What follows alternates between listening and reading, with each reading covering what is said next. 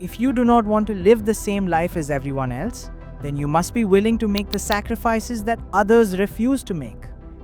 This was the advice my mentor gave me when I was in my early 20s, and it has stayed with me ever since. It felt almost like the first lesson a samurai receives from his master. I did not grow up wealthy. I did not have qualifications or a strong financial background, but I started my journey with determination, a willingness to learn, and the belief that continuous improvement, Kaizen, would eventually lead me somewhere better. A major part of my progress so far has come from avoiding the 7 traps I will share with you today. The first thing to avoid is working only for money. Imagine you choose a job that pays well but drains your spirit.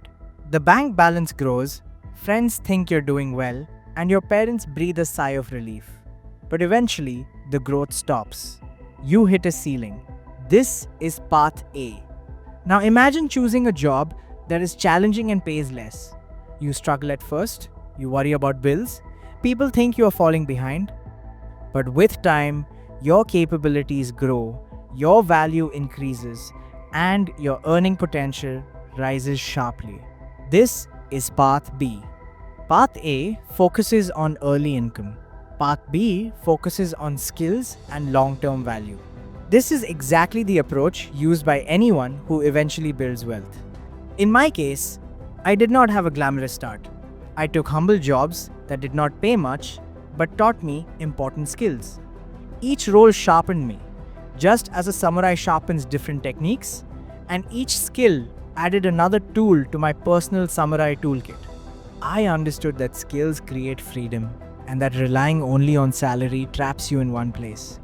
Today, I recommend learning online high-income skills like copywriting, video editing, and coding. The demand is high and the competition is surprisingly weak. Most people simply do not meet the professional standard. If you commit to mastery, you will stand out immediately. The second thing to avoid is ignoring equity. Equity means owning a small part of something, a business, a project, or even your own brand. I am still working toward acquiring equity myself, but the principle is clear. Salary feeds you for today, ownership feeds you for a lifetime. Equity can come from building a business, earning it through your skills, also known as sweat equity, or purchasing it. However, that last option is better when you already have expertise. When asking for equity, you must be able to show the value you bring. A samurai would never demand a higher rank without proving discipline and skill. The same principle applies to business. The third thing to avoid is trying to do everything alone. Even a great swordsman cannot defeat an entire clan by himself. Success, whether in business, wealth building, or personal growth, requires allies, mentors, and a network. Look at any major success story. Behind it is a group of people working together, supporting one another, and sharing expertise. Even if you want to start small with a side hustle, collaboration and technology can multiply your results. The fourth thing to avoid is having too many inputs. Modern life pulls you in every direction. Becoming a doctor, a business owner, a freelancer, a traveler, or following family expectations is overwhelming. This creates cognitive overload, which leads to paralysis. Samurai handled this by following a single guiding principle. Zen monks achieve clarity by removing unnecessary noise. You must do the same. Choose your destination first, then filter inputs based on whether they help you reach it. Seek advice from experts and mentors, not from everyone around you. The fifth thing to avoid is ego.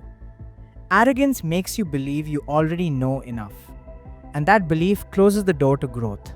True learners, including samurai, monks, and craftsmen, remain humble throughout their lives. Ego pushes you to chase the end result while ignoring the steps. It makes you skip the learning required for success. Humility keeps you open, curious, and adaptable. In Zen philosophy, the beginner's mind is the most powerful because it welcomes new knowledge. The sixth thing to avoid is blaming others. A Zen proverb says, "The man who blames others has far to go. The man who blames himself is halfway there." The man who blames no one has arrived. Life will always present challenges. It is easy to blame teachers, bosses, the economy, or circumstances. However, blame takes away your power. Responsibility gives it back. The samurai code, Bushido, teaches accountability and inner discipline. Choose to look into the mirror instead of looking through a magnifying glass at others. The seventh thing to avoid is staying inside your comfort zone. This zone is safe, familiar, and comfortable, yet dangerously limiting. It is like a perfectly drawn circle with no openings, trapping you inside. Your comfort zone expands only when you step beyond it. When I began my journey, I was shy, uncertain, and unsure of the future.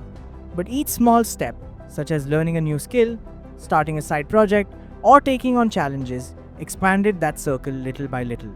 Samurai trained beyond their limits. Zen monks meditated through discomfort. Growth has always come from stepping into the unfamiliar. The more you expand this circle, the more possibilities life reveals to you. Your comfort zone is infinite, but only if you claim it. If you remain still, you will miss the opportunities waiting outside the walls. If you want to learn what to do every time you get paid, the next video will reach you by next week.